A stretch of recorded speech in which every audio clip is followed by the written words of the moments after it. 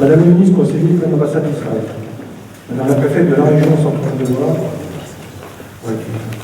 Monsieur le maire et les conseillers municipaux, Monsieur le vice-président du comité Yad Vashem, cher François, Madame la déléguée régionale du comité Yad Vashem, chers Claude et Eliane, chers parents, chers enfants, petits-enfants, membres de la famille et amis, mesdames, messieurs, chers tous, chers jeunes qui nous accompagnent aujourd'hui.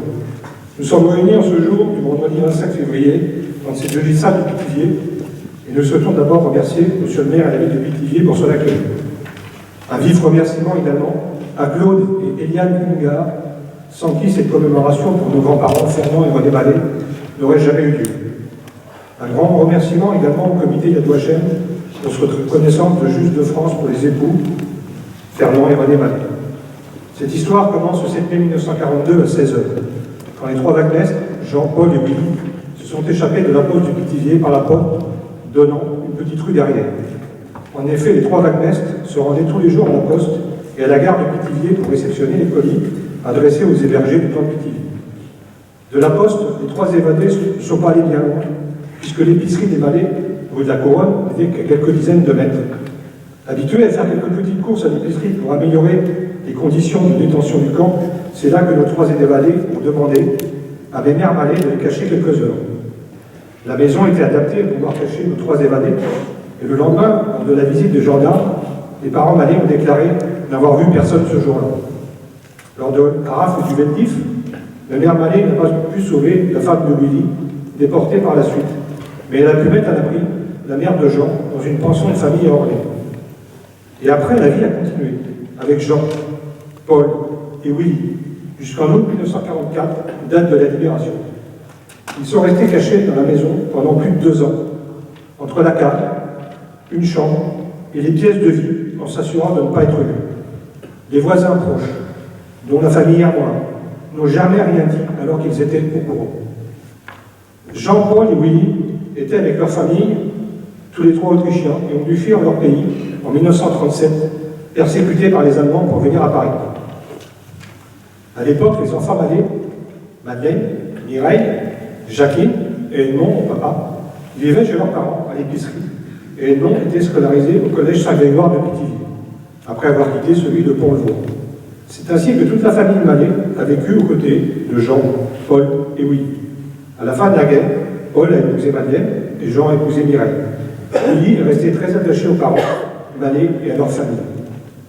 Nous, les petits-enfants, je veux parler de Jean-Michel, présent, Bernard, les cousins, de mon frère Thierry. Nous avons beaucoup partagé cette histoire de Pithiviers et aussi de la guerre. Fernand était de la classe 10, mon grand-père, et a fait 9 ans de service militaire, lors de vacances chez nos grands-parents.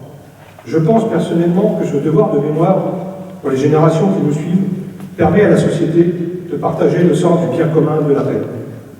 J'ai entrepris cette démarche auprès de votre association il y a 4 ans environ, car j'ai été marqué par beaucoup de reportages sur le sujet de la déportation des Juifs et de la vie de Simone Veil. Nous avons alors décidé de reconstituer toute cette histoire gravée dans la mémoire d'Edmond. Avec le gros travail de recherche accompli par Claude Hungar et sa femme, la communication des archives familiales, détenues par Suzanne et Hélène Benezra, présentes aujourd'hui, le pulse s'est reconstitué. La visite du mémorial de Yad Vashem s'en est suivie pour mettre des mots et des photos sur cette abominable et horrible histoire de notre monde. Voilà en quelques mots l'histoire d'une famille d'épiciers de Pithiviers pendant cette période de la guerre et ayant vécu à côté d'un camp d'internement. Je vous invite à regarder les quelques panneaux. Nous avons rassemblé des documents qui sont derrière de la salle et à partager, si vous le souhaitez, avec Edmond, ayant vécu cette histoire. Sachez que nos souvenirs d'enfance ne s'éteignent jamais de mémoire et les images non plus. Je pense et je le sais que nos grands-parents ont emporté avec eux cette période de leur vie, mais ils ont aussi laissé à toutes et tous une page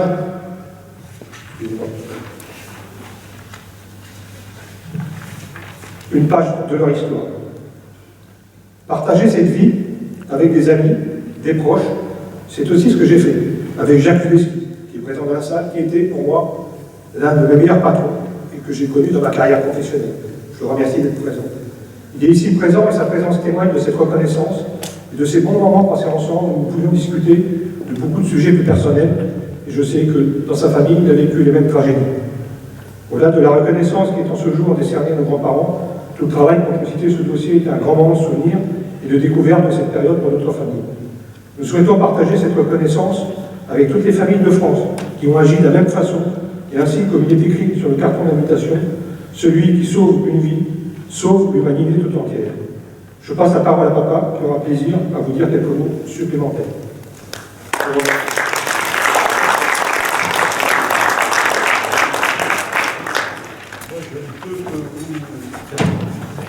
Vous dire toute mon émotion, étant donné que j'étais... Je ne peux que vous dire toute mon émotion à tous, étant donné que j'ai passé mon enfance et une partie de mon adolescence à Pithiviers, et bien sûr, vécu tous ces événements que Didier vient de vous raconter un peu. Et c'est vrai que ça a été très marquant, tous ces souvenirs, je veux dire, de cette époque. Hein. C'était vraiment à présent, quand je vois cette jeunesse-là, c'est l'avenir, moi je représente le passé, à mon âge maintenant. Alors je voudrais dire tous mes remerciements au comité Yad Vashem, à toutes les personnalités qui ont bien vu venir assister à cet honneur, que je suis heureux et fier pour mes parents, mes bons parents, d'avoir, disons, maintenant cette distinction. Alors, je souhaite, j'envoie toutes mes amitiés à tous, et puis je suis vraiment très ému. Merci. Merci beaucoup.